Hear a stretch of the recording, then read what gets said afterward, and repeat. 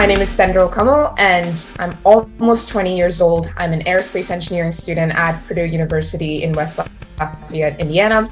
And ever since I was a little girl, my biggest dream has become, since then, to become the first Indian woman to set foot on Mars.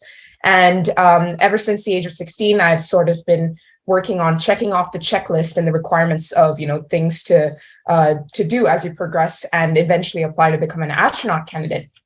And one of those checklist things includes, getting a degree, getting at least a master's degree in any STEM field. And I've had a passion for aerospace engineering since I was very young, which is what I'm currently pursuing in university. And along this amazing journey, with this, seemingly insurmountable, mountain of a goal to be, as you may understand, wanting to become an astronaut is no easy feat. I have been working on, sharing my dreams, sharing my journey, and sharing my passions for space with other people on social media platforms like Instagram and Twitter, where I am hoping to inspire other women of color, just like myself, that the sky isn't the limit. This is who I am. Wow, I love that. The sky isn't the limit. I just love that. Gosh, I mean, first of all, congratulations, because I never would have guessed with your maturity and kind of focus, like even in the first few moments of speaking with you. I mean, it's amazing that you're just 20 years old, because you just seem so like focused on where you want to get to. Thank you. And I guess it does take that, doesn't it? Because NASA, making it to NASA is just so competitive, I've heard. Yes, yeah. But I thought you were at NASA. Oh no, I'm currently still in college. I can't be at NASA. You can't be yet. So the outfit is what? This flight suit is sort of a symbol of my dreams and how far I want to get. I believe it was my 16th birthday when my dad came up to me and he said, if you want to become an astronaut, you got to look the part. And we had this flight suit tailored for me. So awesome. But where are you living now then? I'm currently in the US. I'm currently in Indiana at Purdue University, where I'm pursuing my degree. Okay. So when are you going to make your first application to NASA? So currently when I apply to NASA, to apply to jobs at NASA, you have to be a US citizen. So that's something I'm working on as well. Once I get my degree, I would be working towards getting my American citizenship, and then only then would I be able to apply to NASA. It's a work in progress, and that is definitely one of my dreams. And I'm working on, as I said before, ticking all the boxes on the checklist to get there. So hopefully it's not too far off in the near future. Well, I'm more convinced now that NASA needs you. Thank you so much. My question to you would be like, what gave you so much determination to have a dream like this? Absolutely. When I was younger, this was a very common response whenever, I would tell people, or, mostly the adults, whenever I would tell the adults, there's the question, they would come up to you and they would be like, so kiddo, what do you want to do when you're older? And then, I would just go like, I'm going to become an astronaut. And, they'd laugh and they'd be like, oh yeah, she'll grow out of it. And I never did. It stuck with me since I was young. And the same wide-eyed curiosity that I had for space and, Mars, and just understanding the worlds beyond our own, that wide-eyed curiosity never left me since I was about, 13 years old, when I first started reading books, when I first started, like surfing the web and trying to understand about space, reading as much as I could about it. And I remember, eventually coming, as you read about space, the moon landings, you can't miss it. It's such a huge part of space, the space race during the Cold War. I came across it, and I was reading all about the Apollo missions. And, I have a great deal of respect for all of the astronauts who made it past that frontier. And I remember asking myself the question, okay, so why haven't, it's been almost 50 years at the time, it's been almost 50 years.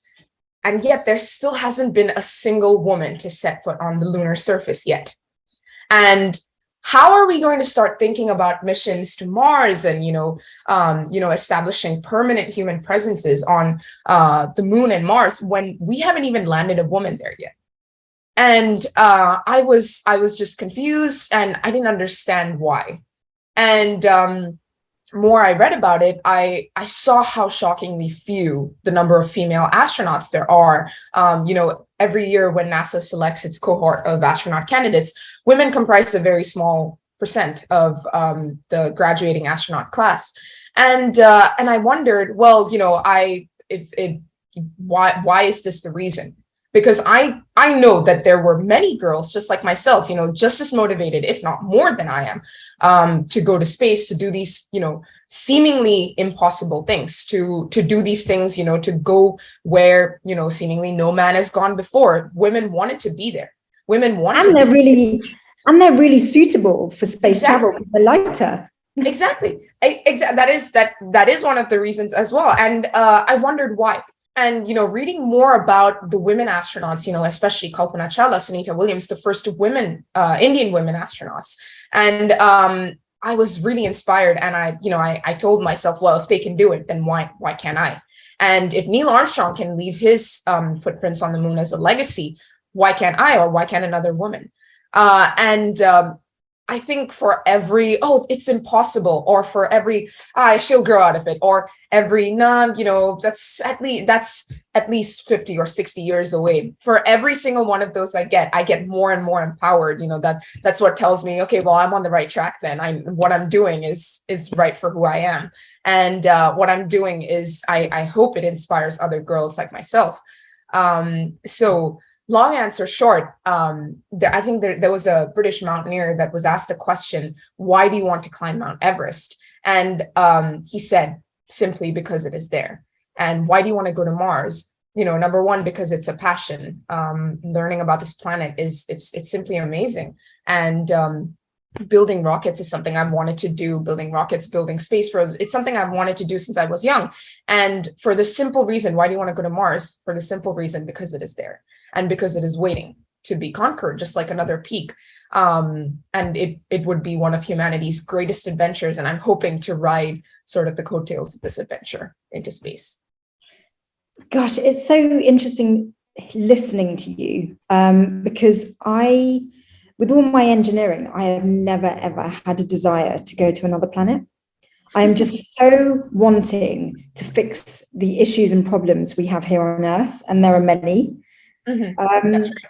So it's kind of, it's really interesting hearing you, because, mountains, I really understand.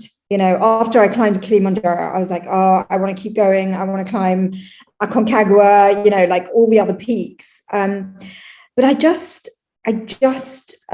don't get, I really do understand all of the challenges that come up as a result of wanting to get to Mars, and all the technologies that are being developed, and how those technologies get adapted to solving solutions here on Earth.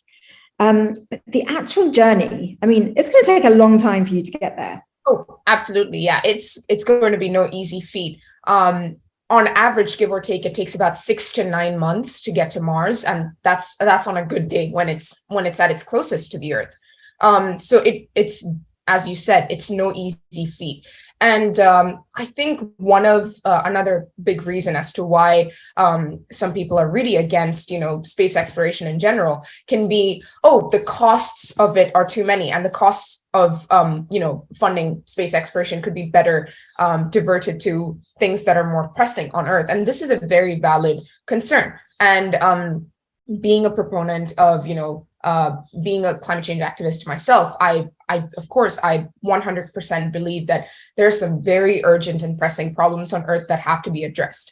I think, however, when you see sort of the trajectory of the way technology progressed during the space age and during the height of the space age, as you said, there are a lot of technology spin-offs that were derived from NASA working on the Apollo missions, from the vacuum cleaner to Actually, I think the biggest one really is the miniaturization of technology. So the reason that we're even able to communicate to each other via this laptop and not a massive supercomputer that fills up an entire room was because of the Apollo mission's need for, miniaturizing technology, which, led to the need for, we need to make all the technology we have as fast as possible, as powerful as possible, into as small a package as possible, because we need to fit it onto this, essentially tin can, which is what it was, and shoot it up to space with as less payload as possible,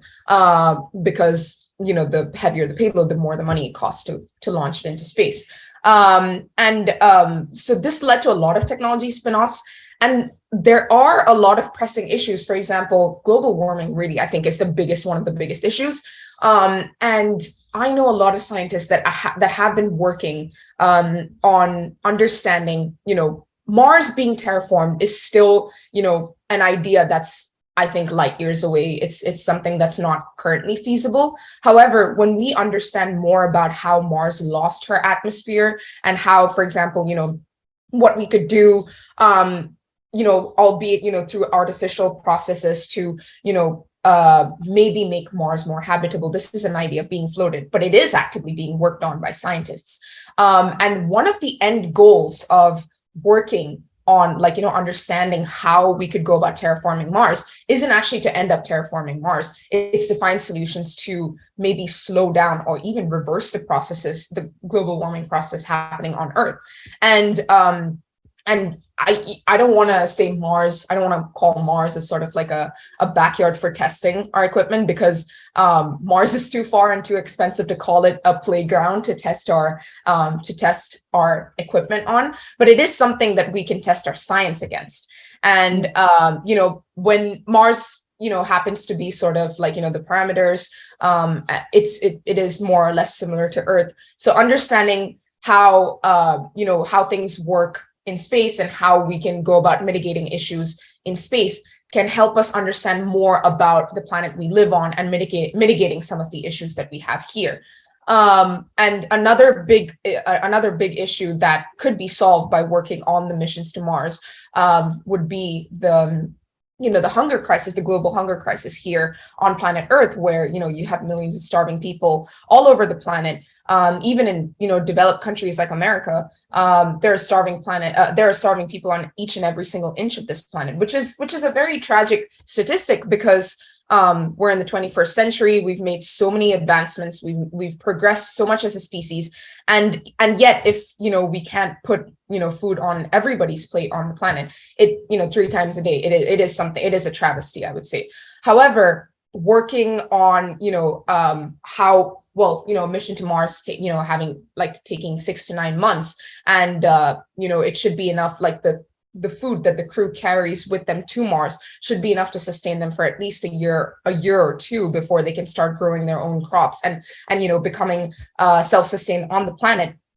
Understanding how we would work on rationing that food, understanding how we could maybe pack denser calories into smaller amounts of food, understanding all of these things will help us solve larger issues that we have on Earth. So while a lot of people choose to focus on the problem itself, I like to tell them to see space as one of the potential long-term solutions to these problems that we have on Earth. And I'm not saying that means we should divert all of our funding towards Mars and ignore all of the issues we have on Earth. That should be focused on as well. But what NASA does is a very small fraction of what the US spends as a whole on its country. And NASA budget already being extremely small, with the research that they're doing up there is very important, both for the continuity of our species and to solve a lot of the long-term issues we have here on the planet. So I think it's important that we focus on the benefits we can get out of space exploration to ourselves as well, as a byproduct of focusing on something as huge as a mission to Mars. You're so going to Mars.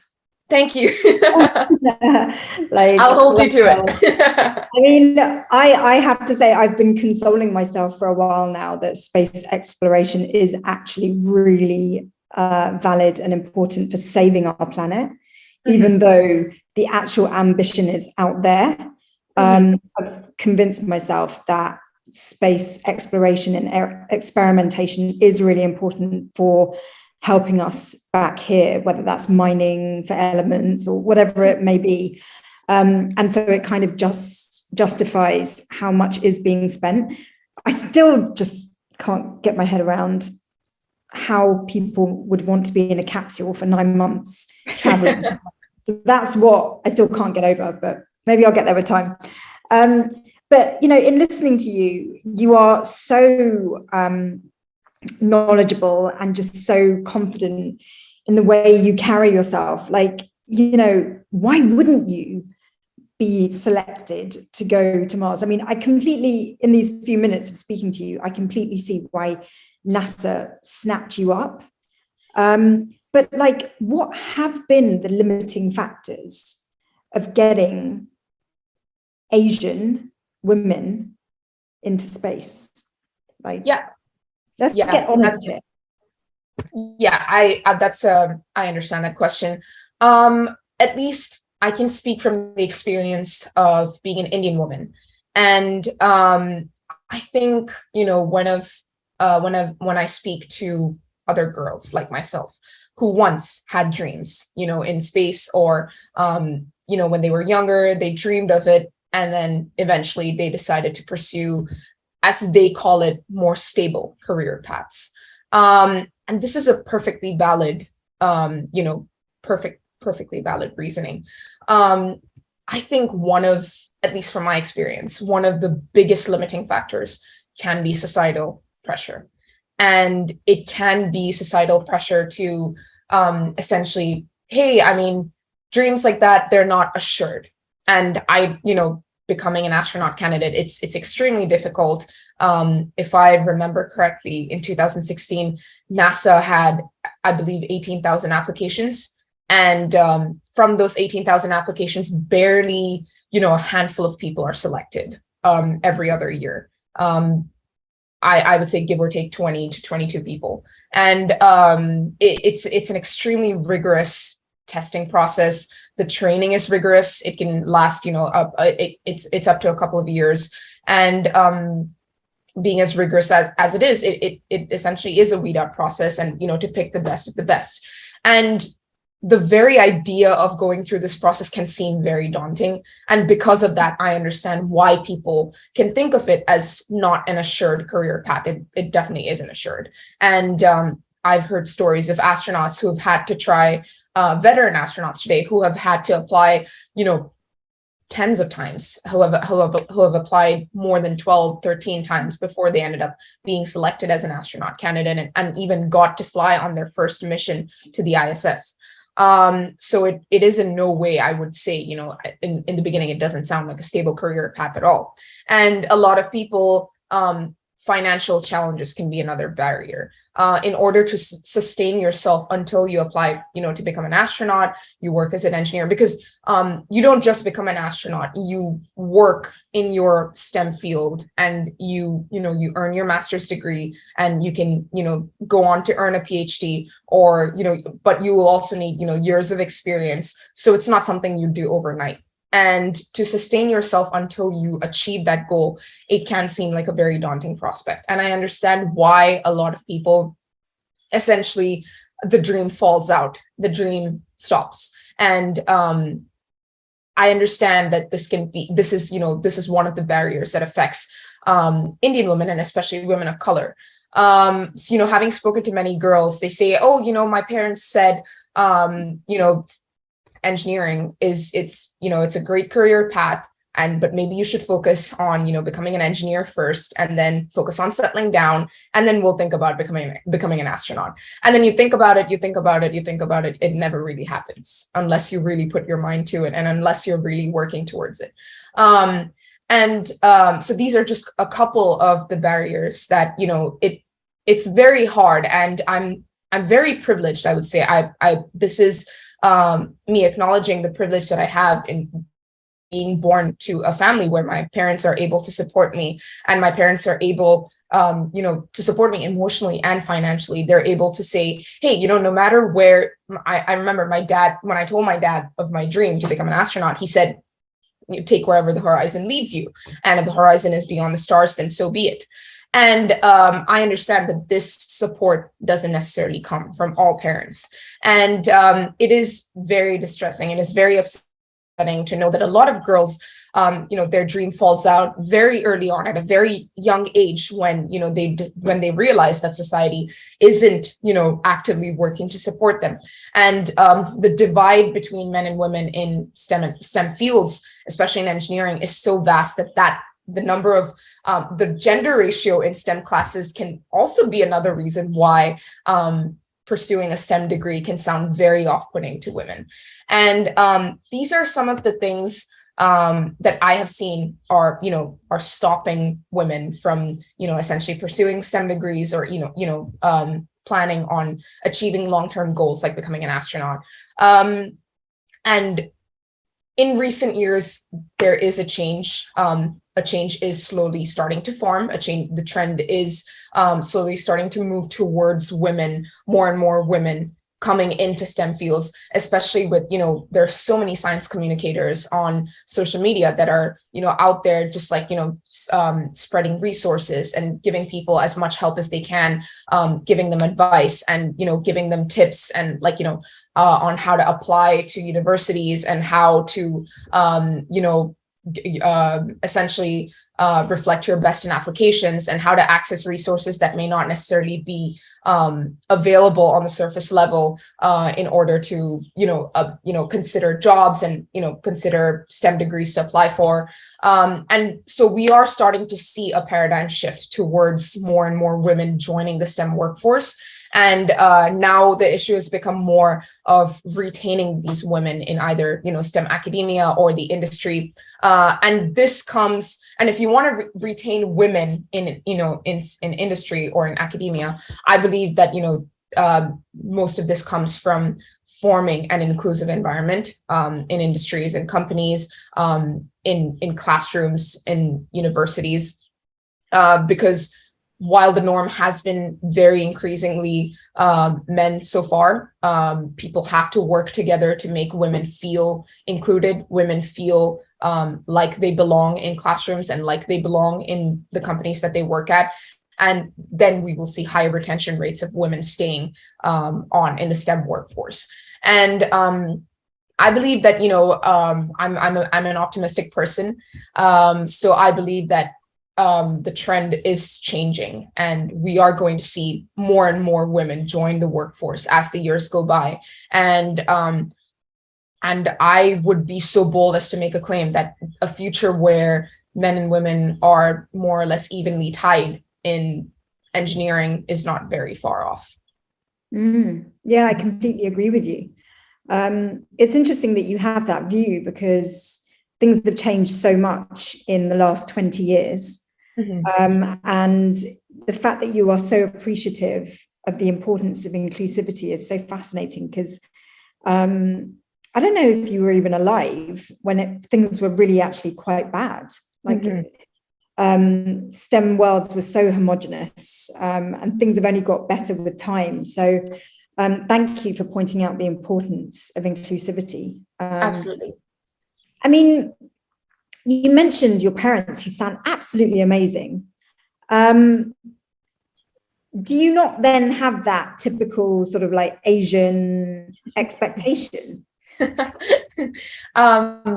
Yeah, it's a very, perfectly understandable stereotype where it's like, oh, the Asian parent, pushing their kids to succeed. And honestly, I think it should be in every parent's stereotype because who doesn't want their kid to succeed, right?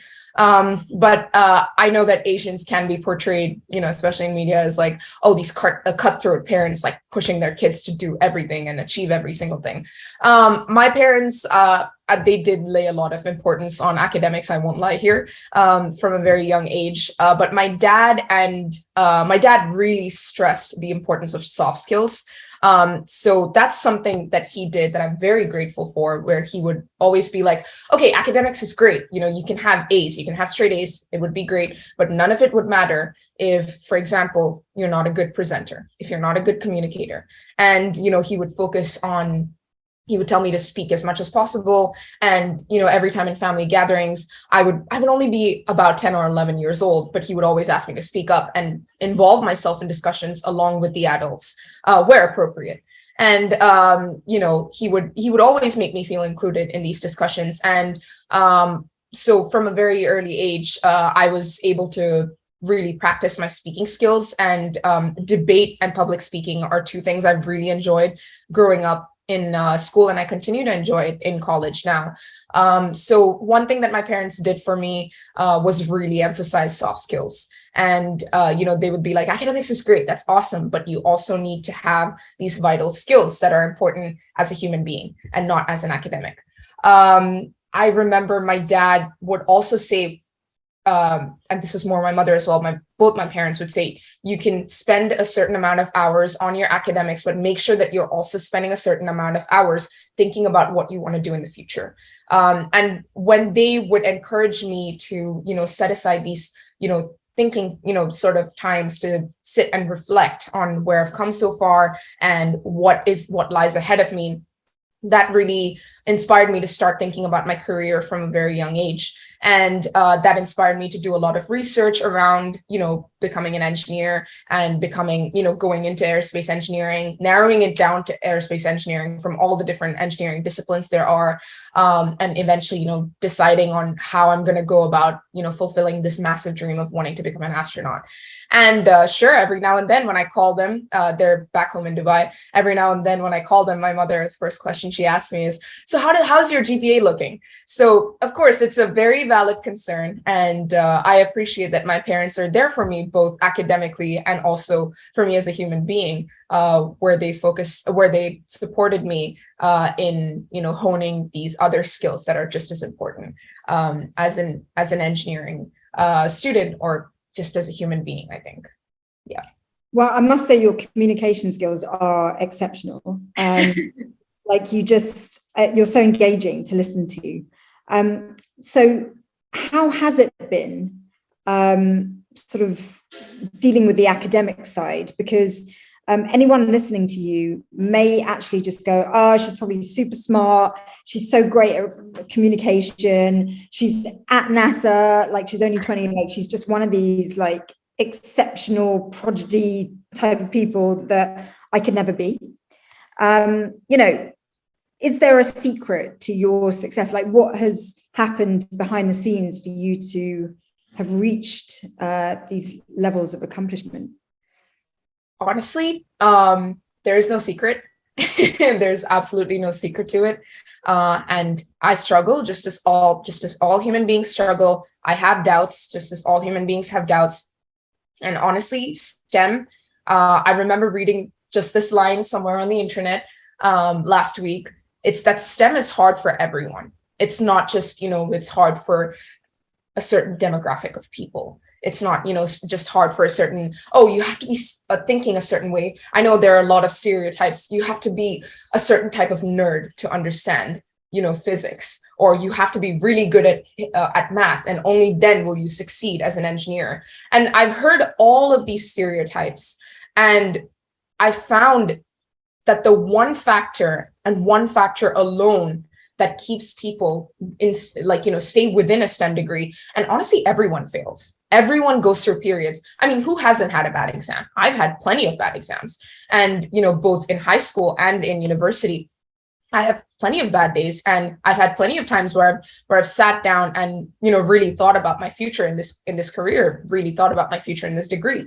And I found that one thing and one thing alone is what keeps people going, and what leads to success. And it's persistence. Because unrewarded talent is a thing. Unrewarded genius is also a thing. And persistence and determination are the two things alone that can get you through anything.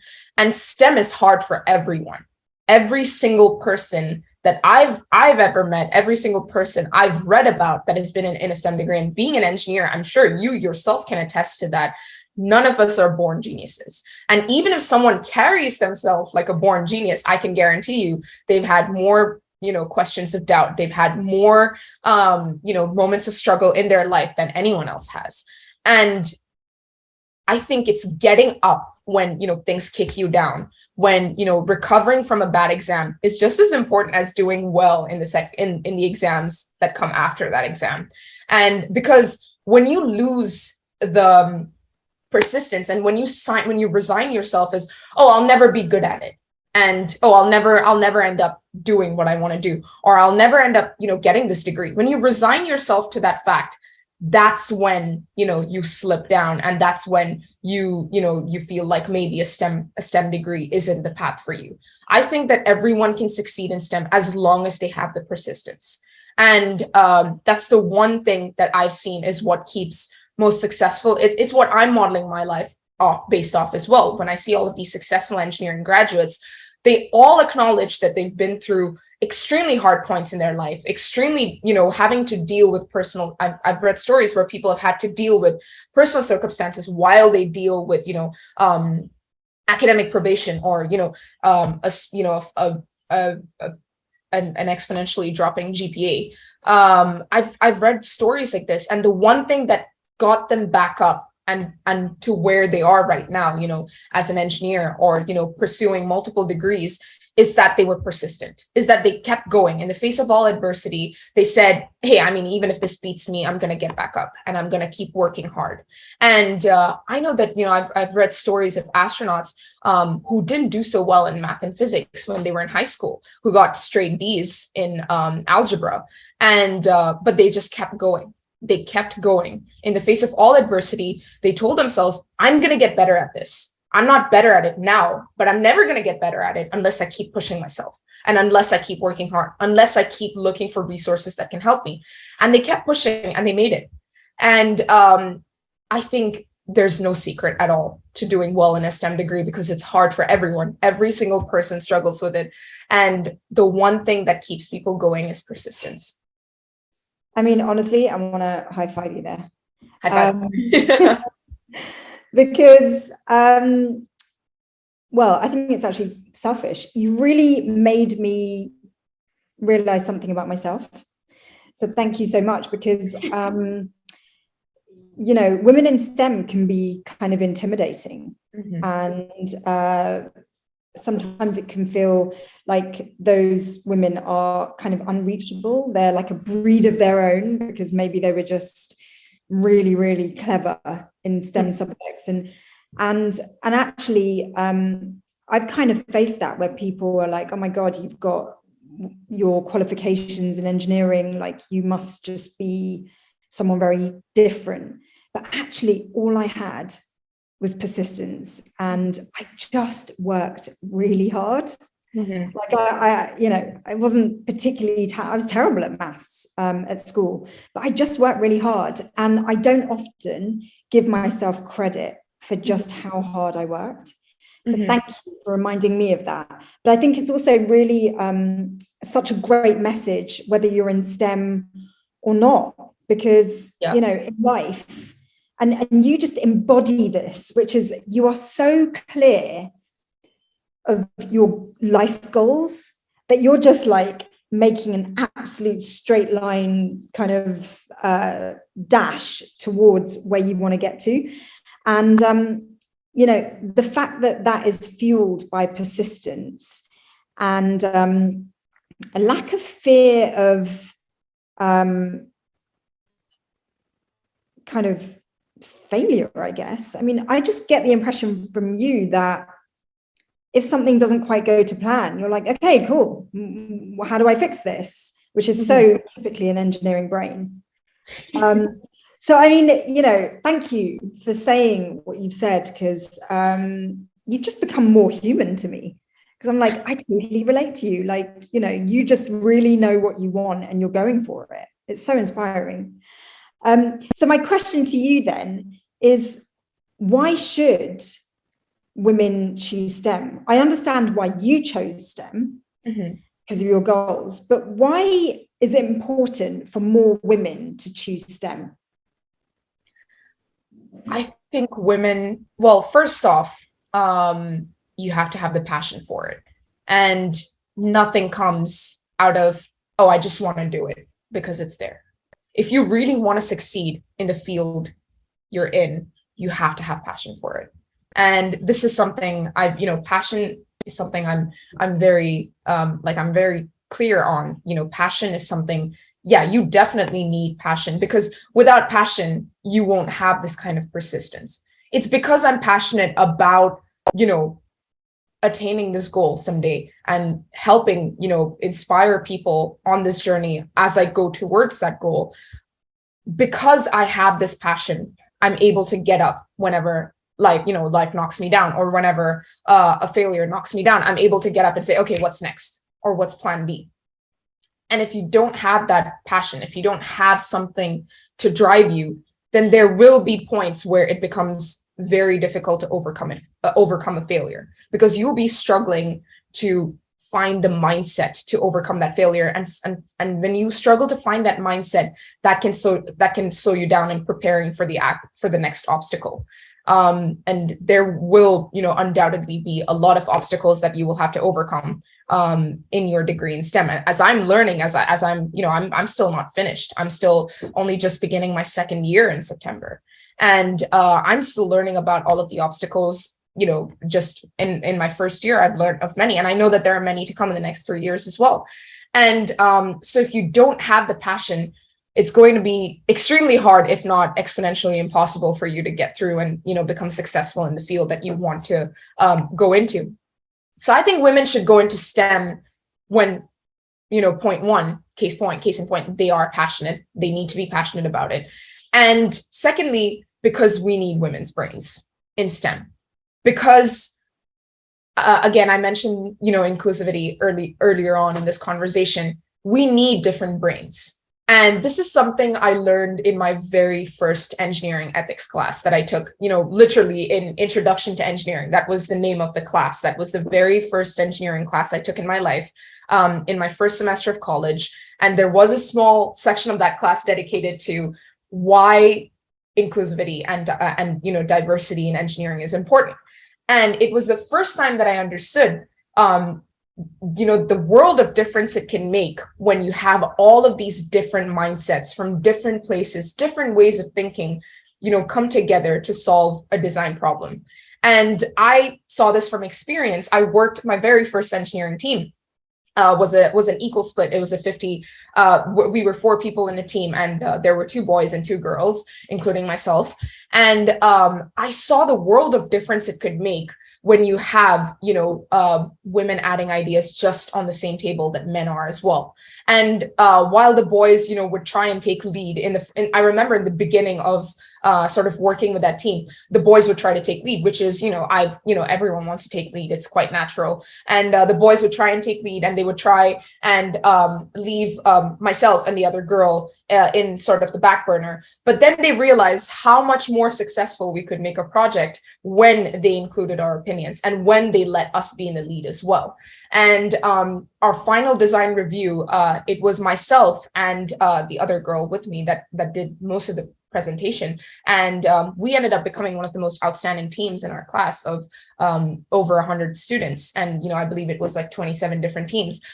We came out as one of the most outstanding teams, and myself and her, we were the outstanding students of the class because we were given that opportunity to shine, and because we were, we felt included in that environment.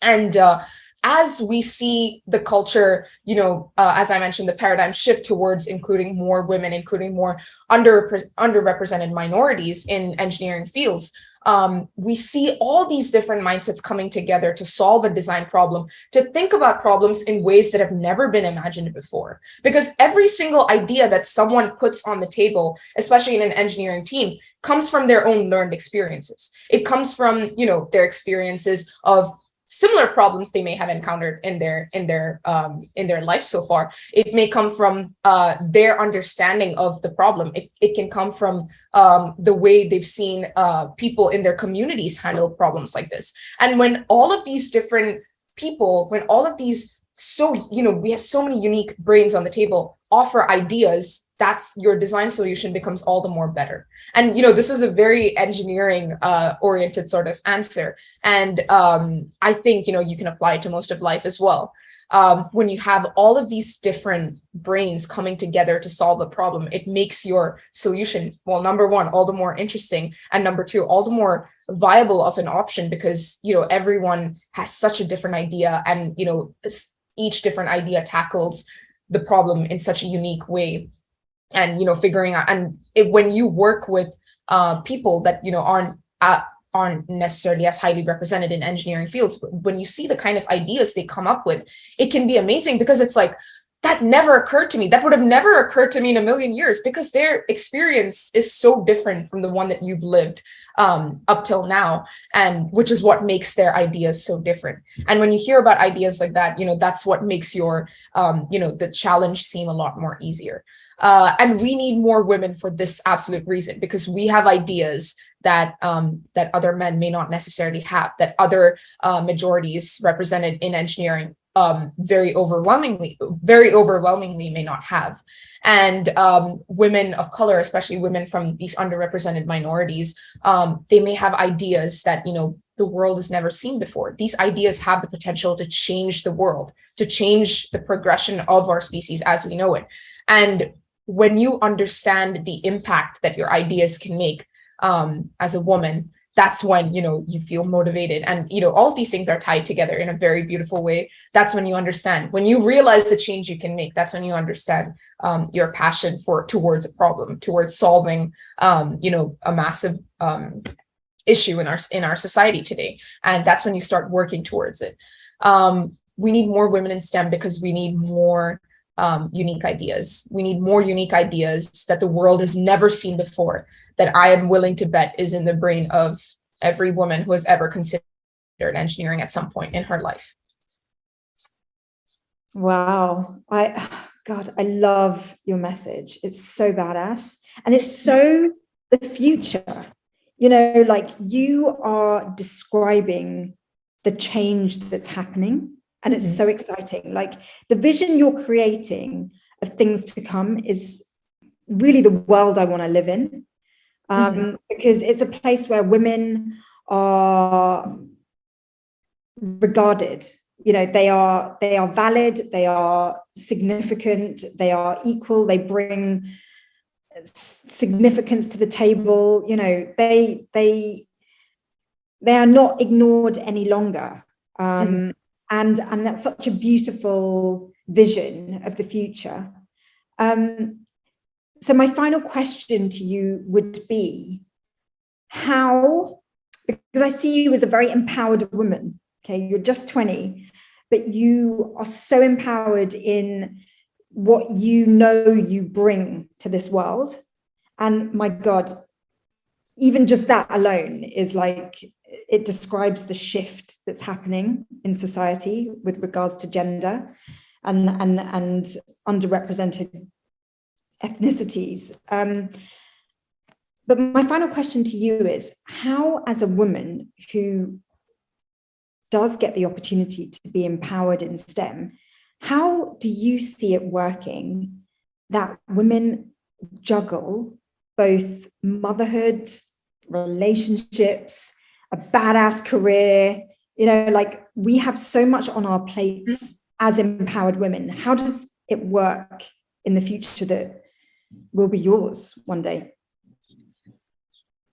It's a lot of, well, with great power comes great responsibility. I think it's amazing that I see stories of recently the first Mexican-born woman went to space, Katya Echazarreta, and she spoke a little bit about how she juggles all of these different things, and it was really inspiring to me, because as you said, I'm only 20. I still have a long way to go in my life. And right now, the biggest things I'm juggling are, academics and my college, my finances. And relationships as well. And those are three really big things. And motherhood, certainly, when I hear of other women juggling, a stable career, I see stories of women at NASA, with families, and, during the weekends, they take care of their children, they take them out to these parties, and during the week they're working as, flight operations director. It's crazy. It's amazing. It's crazy amazing. And it's amazing. And I really think I'm still like, at that stage in my life where, because I don't have the experience yet of, I don't have the experience of being a mother. I don't have an experience of having to juggle really important relationships. Right now, the most significant relationships in my life are the ones I have with my mentors, my friends, and my parents. And so I still don't know what it takes to juggle all of those relationships. But if I can tell you one thing, it's that it looks really hard. And honestly, kudos to all of the women that are doing it. It's crazy amazing, as I said. And when I see other women do it, it empowers me as well. Empowered women empower other women, right? And when I see these women do it, that tells me, hey, I mean, if they can do it, because that's pretty much what I've based all my dreams off, which is, if other women can do it, then I can go just as far. And if not, I can go much further than that, which is what I tell, people that I hope to inspire as well. Hey, if I can go this far, then you can go 10 miles as far, and you can go, you can go exponentially farther than I can ever even imagine of. And when I see women, juggle all of these things while also, as you said, badass careers, it's amazing. And they make it look so easy. They make it look so doable and so simple, which is really the contrary of what it actually must be. And honestly, a massive salute. And it's great that society is working on finding more ways to include women, especially who are juggling all of these different things, to retain them in the workforce. And, we find solutions like, something as simple as daycare to take care of children while the parents are out working.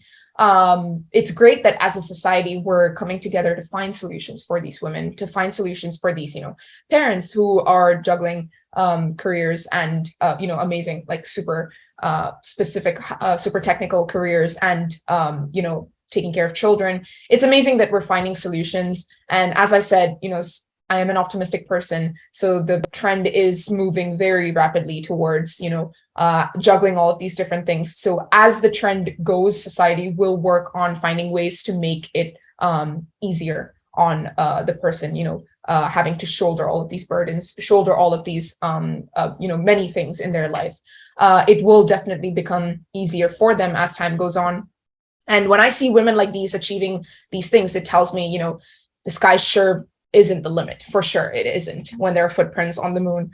And I'm definitely empowered when I hear stories of women like this. And I tell other girls, hey, you can do whatever you want to do in this life. If you want to become a mother and if you want to become a scientist at the same time, you can do it. And something crazy that I can mention is I really enjoy acting. And I've a small part of me has always also wanted to go on Broadway. And when I won the Mars Generations 24 under 24 Young Representatives and Ambassadors of STEM Award in 2020, I remember the description of me was she wants to become an actress on Broadway and an astronaut in space at the same time. And hey, if she wants to do it, then why not? If she wants to have dreams as big as the planet, why not? And these things are doable. And when you have passion for something, you'll make time for it. You'll find time for it. And it definitely isn't as crazy as it sounds. You can definitely juggle these things. And I have a great deal of respect for women who can do it. And I look forward to the time, because I can see women doing it right now. I look forward to the time when I will have to, juggle those responsibilities myself. And it makes the future seem all the more brighter, because if these women are doing it effortlessly, then I can do it half as effortlessly as them. Well, you know what? Like, I feel like we've come full circle, because we started the conversation with saying the sky is not the limit. And in hearing you, it's clear that if you have dreams, you simply have to persist and just keep going with it, because you'll get there. And your enthusiasm and your drive and your determination just really proves that, you know, whatever it is that you want, you can get. You know, nothing holds us back apart from ourselves. And you know, you will come across challenges like all of us have in life, because that's just the story of life. You know, we come across obstacles and we figure out how to overcome them. And in hearing you, I just feel like what is so important is something that you mentioned quite early on, is just support.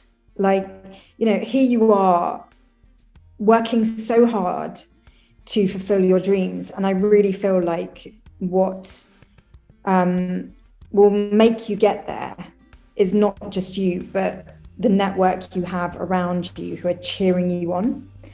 And you have absolutely every reason to be cheered on, because you are such a formidable woman.